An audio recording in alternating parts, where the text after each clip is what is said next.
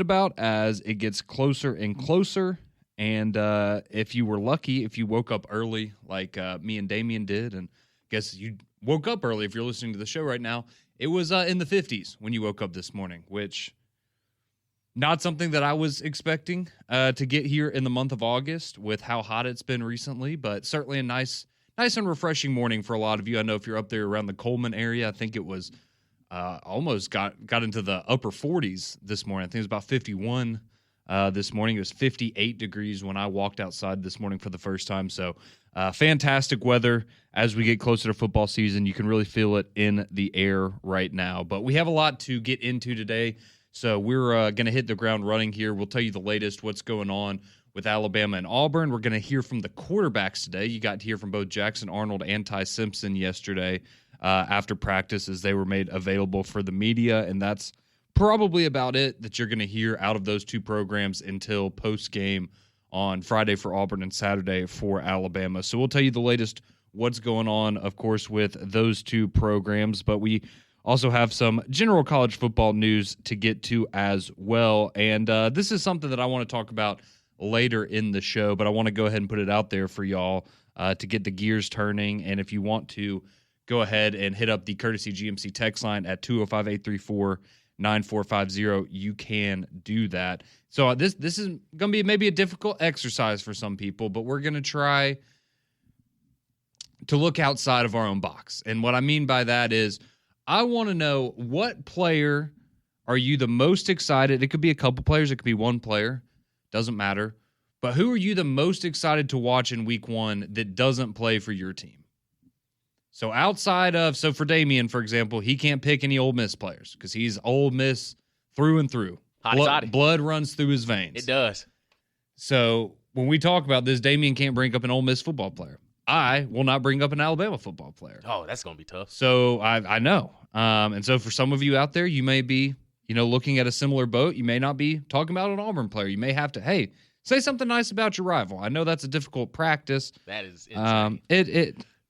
It is. The only day they'll be able to do it, though, these next couple days. Exactly. Because when Friday rolls around, I'm pretty sure there's not going to be too many Alabama fans saying positive things about Auburn. But there's a few that keep it classy. Yeah, go ahead and get your brownie points up, with God or who, however you look at that. Go ahead and do your good deed. Say something nice about your rival, because we all know that for the next few months, you're not going to be saying anything nice about your rival. So I just thought that'd be a fun conversation as we get closer and closer to week one. Because I know, a lot of us, we've been waiting so long. There's so many people that we want to see that we're interested in. And it can be somebody that, hey, maybe you're skeptical that they're going to be as good as everyone else is saying they are. And so you're just curious to watch them play. It doesn't necessarily have to be, ooh, I love this guy. We can go hater. If you want to, if there's somebody that you enjoy watching fail, sure, let us know. But yeah, we would love to hear from you. Who are the players you're most excited to watch in week one that don't play for the team that you root for? So I thought that might be a little bit of a fun conversation. I have some. I know Damien does as well that we'll get to later on in the show, but you can chime in, as always, at 205-834-9450 on the Courtesy GMC text line. So how about we get to some quick college football news and notes real quick, just keep you up to date what's going on around the SEC, and then we'll get you an Auburn update as well. But this actually came out, I believe, 2 days ago. But some good news for South Carolina as Rashul Faison, their transfer running back from Utah State, he was declared eligible 2 days ago now. So they put out a nice little video of them putting the jersey in his locker and kind of this big reveal. But he had over 1,100 yards and 8 touchdowns on the ground last year for Utah State. He's run for a little over 1,800 yards in the last 2 seasons. So certainly a nice pickup there for South Carolina as they look to replace Rocket Sanders. So that could be a big piece of that offense there for them. So that's big news for South Carolina. You also had a little bit of news, not in the realm of the SEC yesterday, but you did have Colorado. They named Caden Salter, the former Liberty quarterback. I'm sure a lot of Auburn fans familiar with him. I know there were some we heard a lot of you, or some of you, that were interested in maybe Auburn kicking the tires on a Caden Salter in the portal.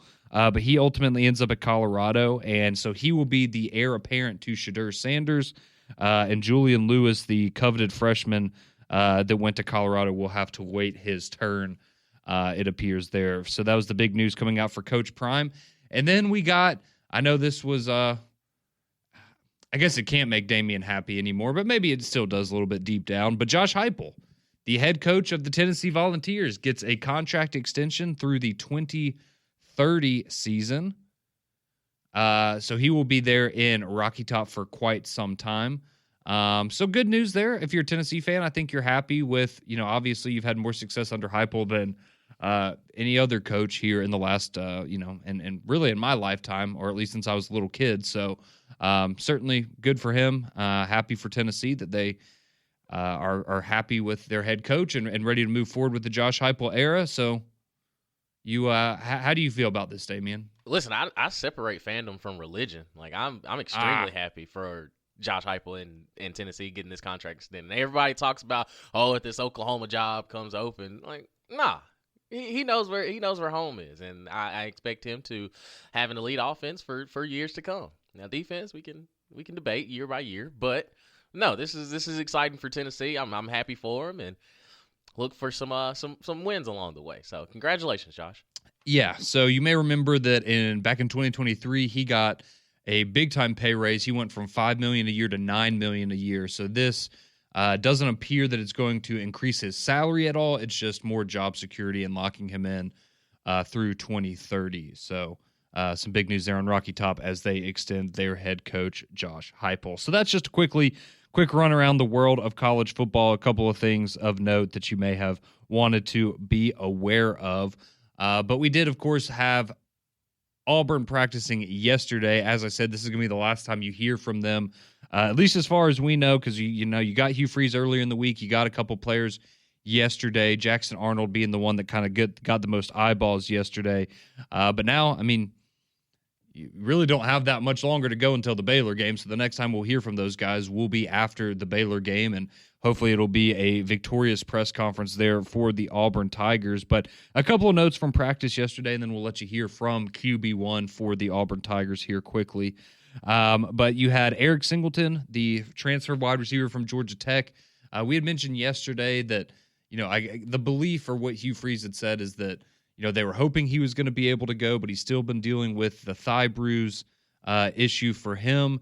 And people that saw him at practice yesterday said he definitely didn't look 100%, but he's out there participating, moving around, which is certainly good to see. So going to be interesting to see if he's limited on Friday, if he is held out. I don't think he's going to be held out. I would imagine he's going to go. It's just, is he 100%? Is he on a snap count? What kind of limitations are there potentially for him in the offense? Because that's one of those guys, the question I brought up, I'm very interested to see what Eric Singleton looks like in this Auburn offense, and him and Cam Coleman and some of those other guys. But the good news, if you're Auburn, is this is where a guy like Malcolm Simmons comes in handy, because if Eric Singleton's a little limited, that's not a terrible guy to have as your backup wide receiver there in that position. So we know how explosive he can potentially be. So that would be the guy I would expect to have a bigger role just based on the depth chart if Eric Singleton is limited on Friday. But again, good to see him moving around at practice yesterday. Had his knee wrapped up, just still not quite 100%. Damari Alston got to speak with the media very briefly.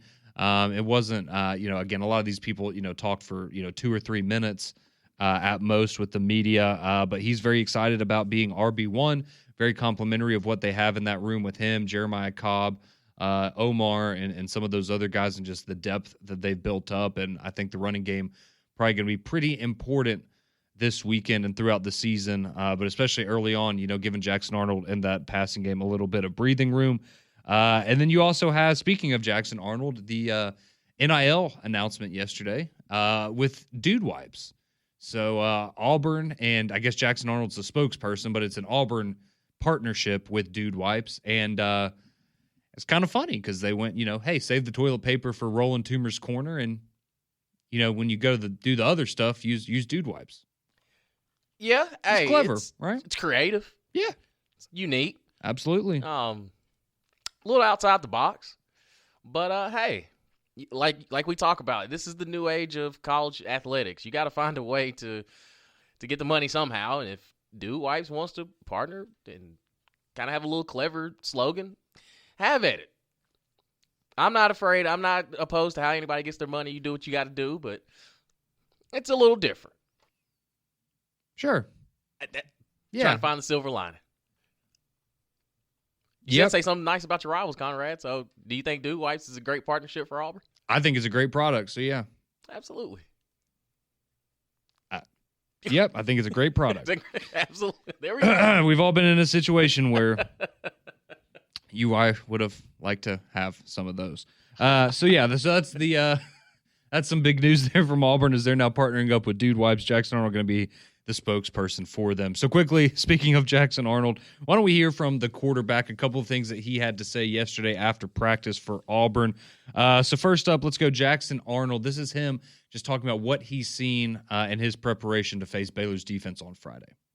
They're a big simulated zone pressure team, and being able to study that in the field and study what parts of the field that we can attack and take advantage of has been big for us in our film study. And we come out here in the practice field going out and executing our calls and making sure we're running the right routes at the right depths and getting in the windows that we need to get in.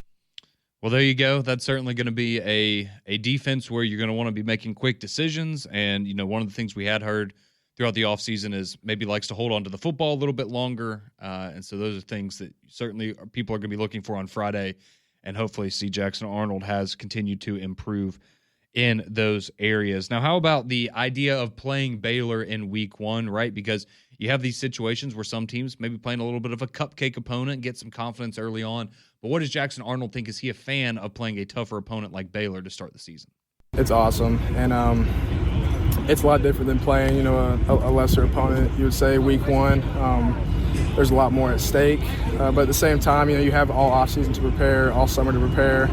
And for me, I like these challenges week 1. It sets the tone for our team and for our season. So I'm super grateful for this opportunity. So there you go. Jackson Arnold excited for the opportunity, likes to play a tougher opponent in week 1. And he will get that opportunity on Friday as Auburn will travel to Waco to take on the Baylor Bears. So that's your Auburn update, the latest from the Plains, as we are 2 days away from kickoff for the Tigers. But what about Tuscaloosa? What's going on with Alabama? Got to hear from Ty Simpson as well as Ryan Williams after practice yesterday. So we'll get to hear a little bit from them. And how about some future scheduling changes for the Crimson Tide? Hope you didn't want to go see these teams in these stadiums, because probably not going to get that chance, at least not to go and watch Alabama. So we'll tell you the latest there. Let's hear from Ty Simpson and Ryan Williams as we roll along here on the Wednesday edition of Morning JOX.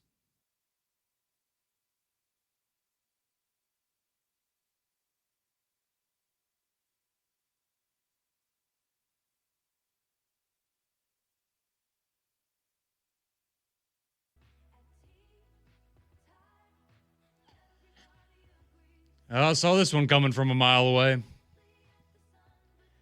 Welcome back into Morning JOX here on your Wednesday morning. Conrad and Damien here with you until 7 o'clock. And yeah, congratulations to Taylor Swift and Travis Kelce. If you somehow live under a rock, and I think everybody found out that news yesterday within about 30 seconds of it happening, because I had multiple people texting me out of excitement and they know I'm not a shot. I don't care. Like, I'm happy for them. I want anybody that gets engaged, congratulations. I hope they have a wonderful life together. But that's when it's big, when people know you don't care about something and they're still saying, did you see this? Did you see this? Like, yes, everyone in the world saw it. So congratulations to Taylor Swift and Travis Kelce as they announced their engagement yesterday, and hope you go and make a bunch of uber talented super babies one day. Because yeah. It's that baby's gonna get the best of both worlds. Like, they got a chance to have a gremlin out there. Like, they can have a real baller if they put it together. Yeah, they do it right. That baby's never gonna want for anything either. So never. Their children will have wonderful lives if they choose to go that route and have children. So congratulations to Taylor Swift and Travis Kelce. As that was the big. No, I did not. Oh, I'm again happy for him, but gotcha. Thought you was gonna throw something on the grill or something. No, that was you. I didn't, but I thought it was kind of monumental though. So is this is it up there with the royal wedding to you? Sure. I'm just saying, man. This is two superstars. Mm-hmm. My fault. Thought you were a big Swiftie. No.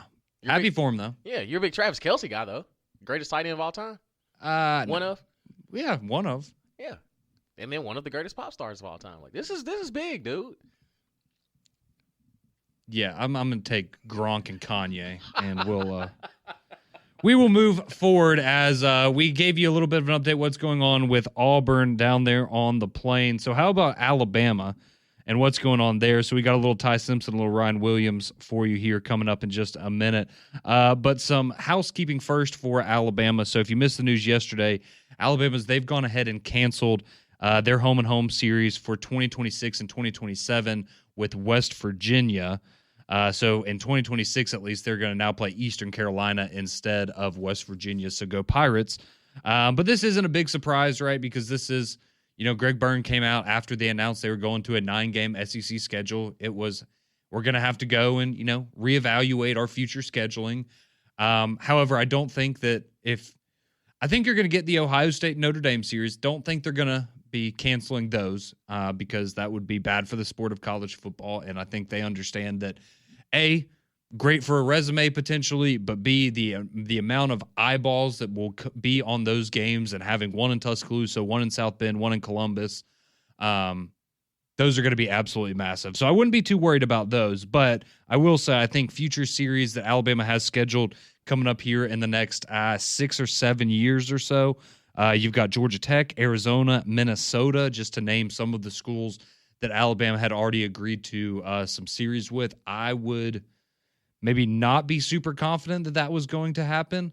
I think maybe Virginia Tech was in there as well in the future. And I know some people yesterday were upset because, man, well, that was going to be my opportunity to go visit this stadium or this campus and get that experience. And I know for some people that will certainly sting, and hopefully they're able to make those happen at some point in the future. But yeah, I would think the Ohio State and Notre Dame series are great, but yeah, I wouldn't be making plans to go up to Minnesota to see Alabama play in 4 years right now. I don't know if that one's going to happen. It could, it very well could, but I think probably not going to happen. Right. Probably safe to assume it's not going to happen. It's okay. Yeah, it's okay. It'll be fine. So yeah, that's your scheduling news there for Alabama as they canceled their series with West Virginia for 2026 and 2027. And yes, obviously there would have been a little bit of irony there with Rich Rodriguez and that whole matchup and that whole situation. Thank you, Paul Feinbaum and Pat Smith.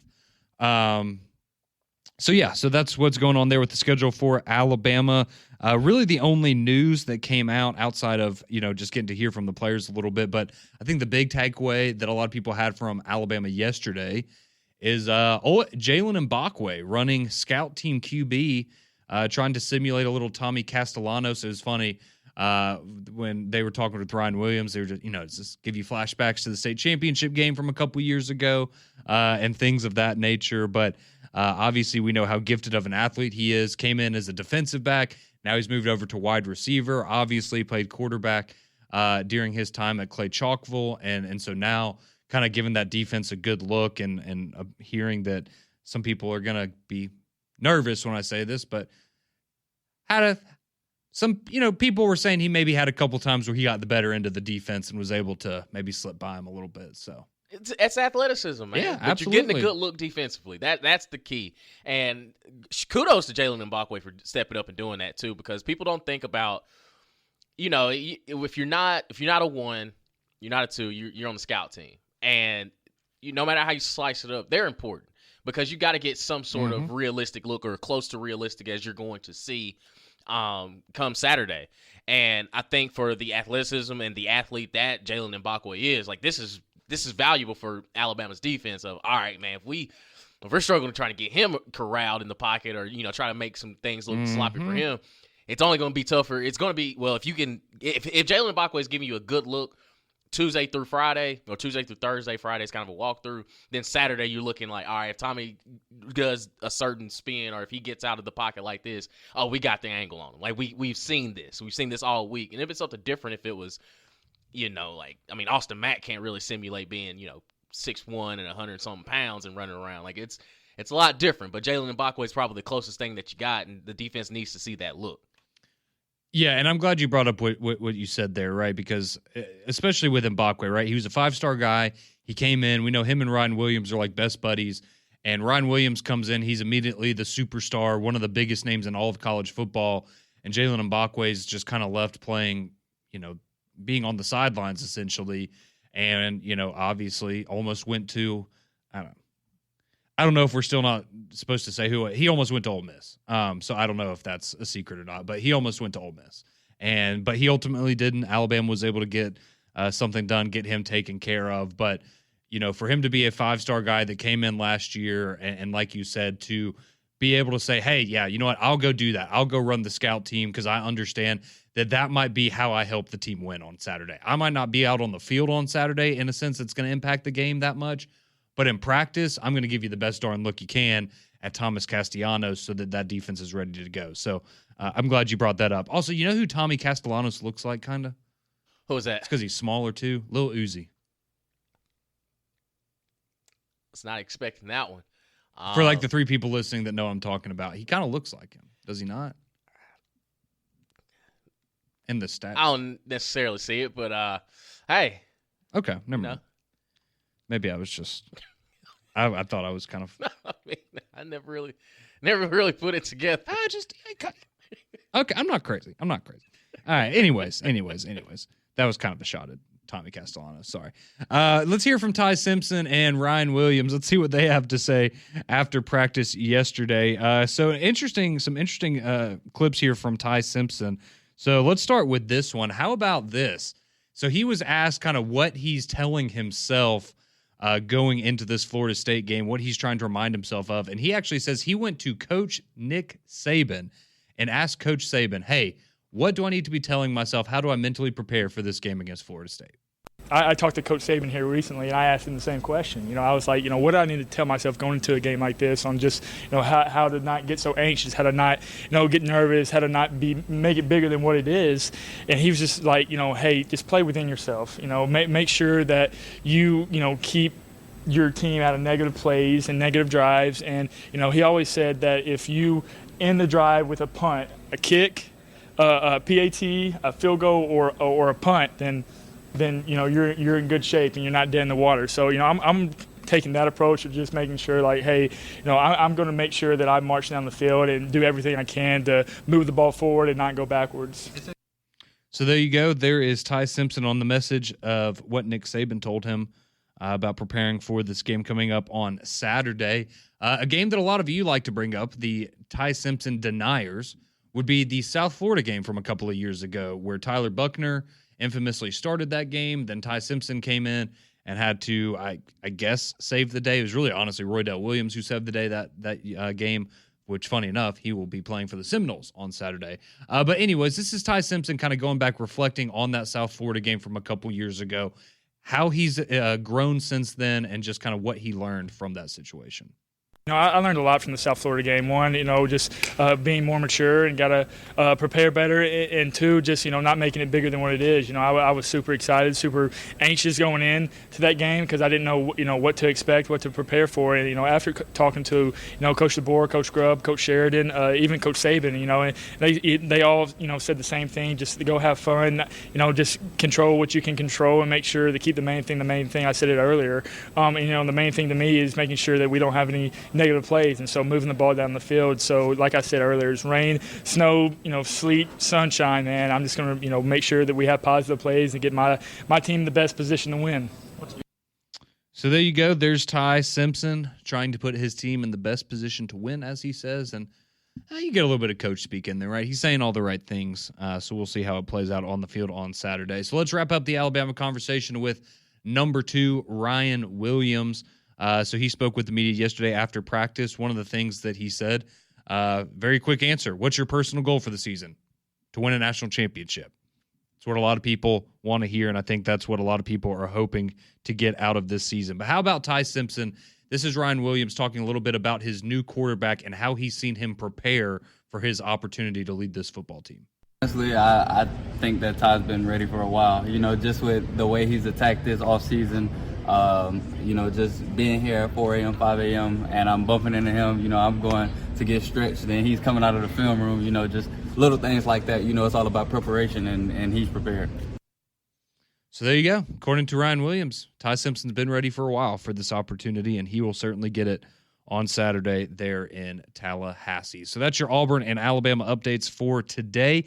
But we have to get to a question I posed earlier. So if you're just now joining us, who is a player that doesn't play for the team you root for? So I can't pick a Bama player. Damian won't pick an Ole Miss player. But who are you most excited to watch in week 1 that doesn't play for your team? A lot of you chiming in. Phone line, text line, 205-834-9450. That'll get you on the courtesy GMC text line, and we'll get your response as well as share ours, the players we're most excited to watch this week that don't play for our teams. That's coming up next on JOX.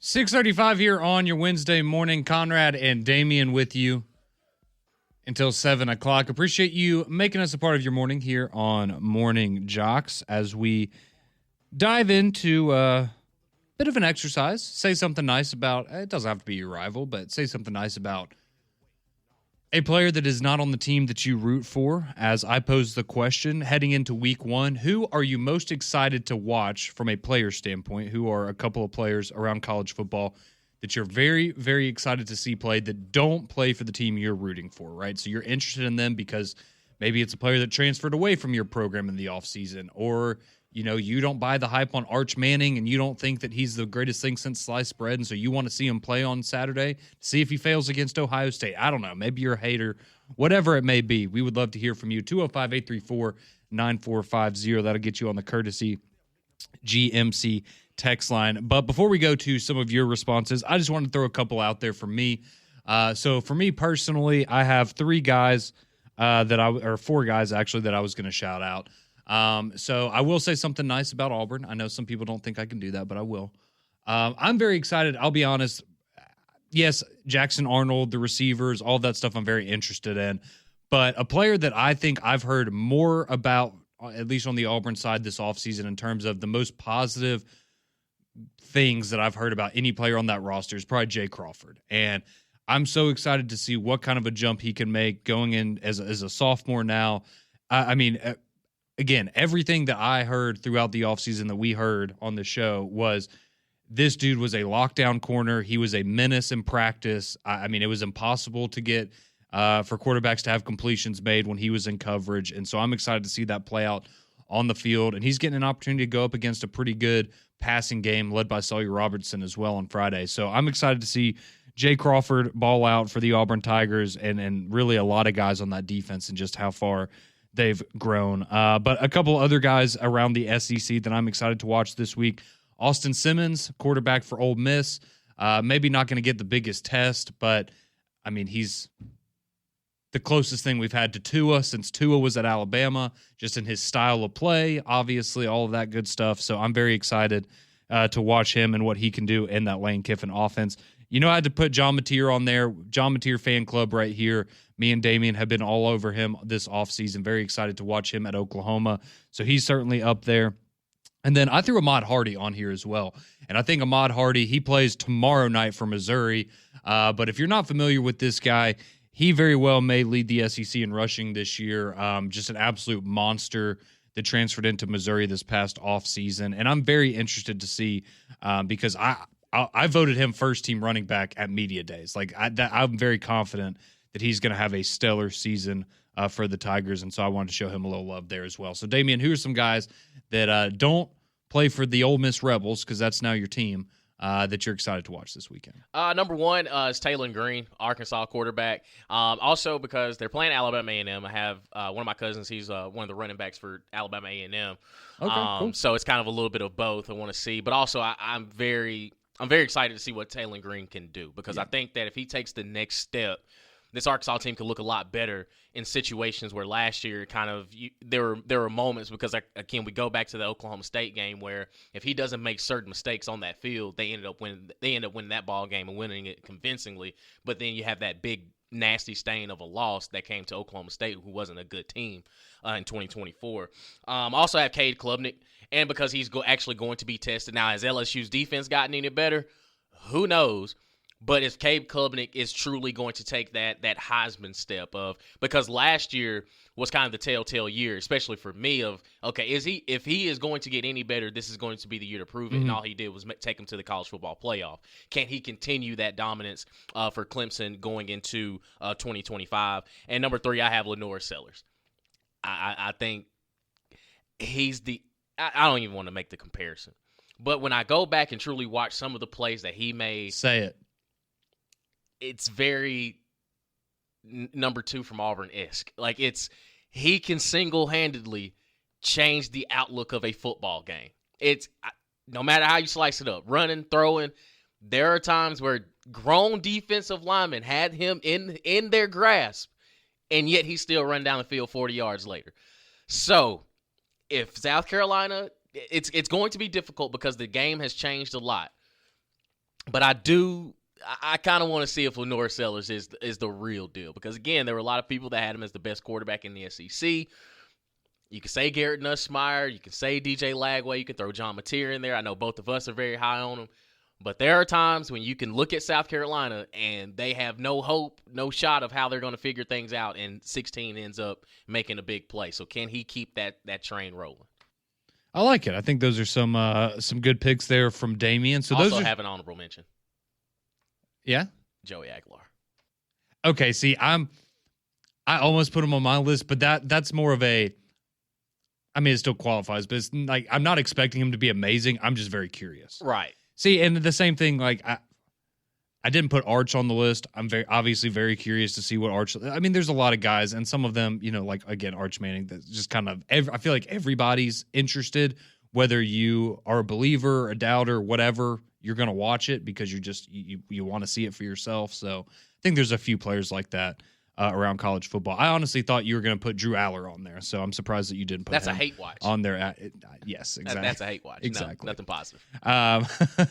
But some of you chiming in on the Courtesy GMC text line 205-834-9450, like our buddy Bennett. He's like Damian. He says Lenore Sellers, the player he's most excited to watch this weekend, hopes that he balls out. This text rolls in, says Carson Beck at Miami. See how he looks and if he's totally healed up from last season. Yeah, definitely interested to see what Carson Beck looks like down there. This one says, I'm a diehard Bama fan, but the player I'm most looking forward to is Jonathan Mateer. Been a lot of talk about him, and I recently went and watched his highlights. He is pretty good, and I want to see how he performs at Oklahoma. He's pretty good. He is pretty good. Heisman winner. Sorry. Dark horse. Don't count him out. Let's see. Jamie chimes in, says, what's been... Oh, see, this is just hater right here. Not even talking about players he's excited for. He says, what's been so long since Auburn was actually relevant? I don't feel like they are actually our rival anymore. I feel like the actual rival right now with SEC teams is Georgia and LSU. Auburn is going to have to gain our respect back with me and the country in order to become a rival again. Roll Tide, go Baylor. Wow. Well, first off, Jamie, I appreciate you texting in. Second off, I'm really concerned that you're texting this while you're driving with the amount of errors that are in this text message. That was very difficult to read. Arrival. Appreciate you chiming in. Someone says the obvious answer, Danny from Coleman, the obvious answer is Arch Manning. Yeah, I think that is the obvious answer. He says, I'm also ready to see what Julian Sayin will do and Jeremiah Smith in the matchup against Texas. Last time they played, Smith had as many tackles as he did receptions. He certainly did. Texas did a great job of limiting him in that game. Unfortunately, it didn't matter because they still lost. But yeah, no, that's a great point there, Danny. I appreciate you saying that. And then Fanboy, he chimes in. He says, I'm excited to see what's going on. He says Bill Belichick. Which, okay, yeah. Obviously, from a coaching perspective, that would be probably number one for me as well. But he says Julian Sayin, Arch Manning, and Bryce Underwood, who's going to be QB1 for Michigan, as that was named earlier, I think last week, actually. So, yeah, I think a lot of intrigue there for all of those guys. So keep the text rolling in, 205-834-9450. We'll keep this conversation going. Players you're most excited to watch in week one that don't play for the team you root for, go ahead and send those in. Continue to get your reaction here next on Morning JOX. Final few minutes of Morning JOX here on your Wednesday morning. Conrad and Damian discussing some of the players we're most excited to watch in week one that don't play for the teams that we root for. That's the question we asked you as y'all have chimed in on the Courtesy GMC text line, and we'll go there in a moment. But Melvin has been waiting patiently on the phone lines. Melvin, who's the player you're excited to watch in week one that doesn't play for the team you root for? Well, you both know that I'm War Eagle all day, but I'm going to have to ask y'all this question because I really don't know his name. But what is the quarterback for Texas A&M? Marcel Reed. Yep. Okay, he gave us hell on wheels last year. Yeah, he's a nice little player. I think, do they play Notre Dame early on in the season? I mean, they play some, big opponent before they play us. They actually have us circled. They say. Yeah, they play Notre Dame in week 3, then they have a bye, and then they play Auburn. Okay, so I want to see him against Notre Dame before he, actually plays against us. So that's a guy that I think has a lot of upside, and I don't think he probably get talked about enough. But when you got an Arch Manning in Texas and Julian Sand at Ohio State, and players like that, I guess he can, tend to get overlooked. But he's very good. So just wanted to know what you guys thought about that one. Yeah, no, I think that's a good one, Melvin. Appreciate you chiming in this morning. A lot of people very high on Marcel Reed, and I think he surprised a lot of us last year because we didn't know that he was going to have to play, and he got thrust into that position, and he did a pretty good job of it. So let's wrap up with your thoughts on the Courtesy GMC text line, 205-834-9450. Man, y'all are absolutely blowing it up this morning, so appreciate all the text, and we'll get to as many as we can. So another one for Arch Manning says, I'm looking forward to seeing him play against actual competition in a meaningful game. Yeah, I think a lot of people would look at it from that way as well. Let's say Lewis says, how about for saying something nice about the rivals? I hope that Auburn, Tennessee, LSU, Ohio State, and Notre Dame all lose, but don't have any injuries. Okay. And then he says, I'm looking forward to Cade Klubnik. Okay. That's who he's it follows that just casually throws that. Guess I'll watch Cade Klubnik. Let's see. Text coming in from Gadsden says, as a Bama fan, I'm excited to see if Arch Manning can live up to the hype. Also ready to see JSU's new coaching staff. Okay. Appreciate that. Let's see. Tyler from Jemison. Excited to see how Zach Calzada does at Kentucky. That is disgusting. I wouldn't say I'm excited, but I'm interested. That's disgusting. You know exactly how it's going to look. Interested. Yeah, it's going to be bad. You know exactly how it's going to play out. It's going to be bad. You think, and also it's Kentucky. You think they're going to let them throw the ball? Yeah, 15 passes the whole game? Yeah. I hope they win, though.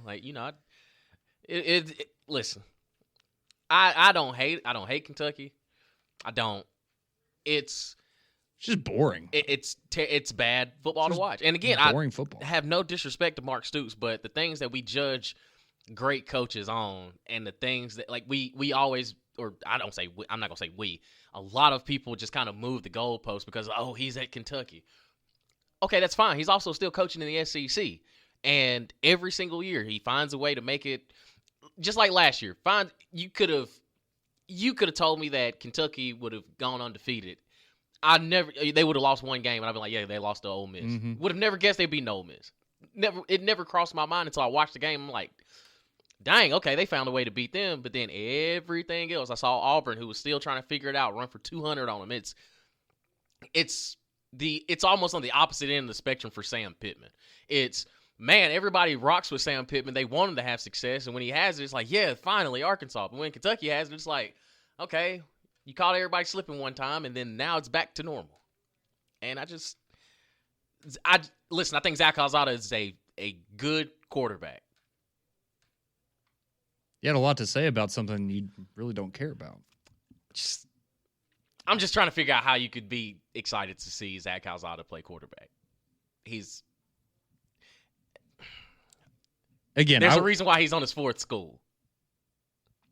Just throwing it out there. He beat Alabama. Oh, boy. Lee J. from West Georgia chimes in, says, man, wait until the dude wipes puns hit when Deuce Knight is quarterback. Sweet Jesus. Appreciate that one. Just walked right into him. Appreciate that one. We have some people chiming in. They are not as happy for the happy couple there in, I don't know where they live. Kansas City? Where do they live? Yeah. Something like that. Somewhere around there.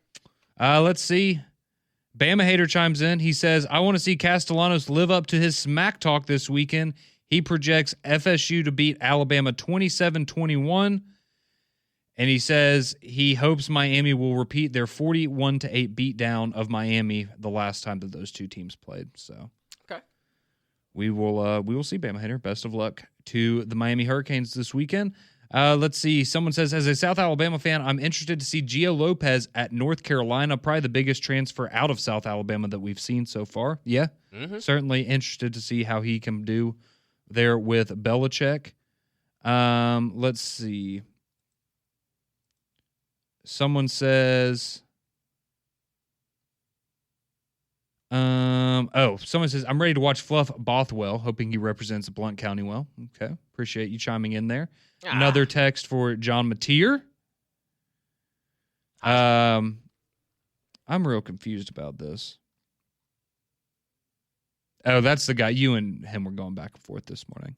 He's excited to watch Kellen Mond, who does not play college football anymore. Yeah, let's say the San Antonio Brahmas playing Saturday.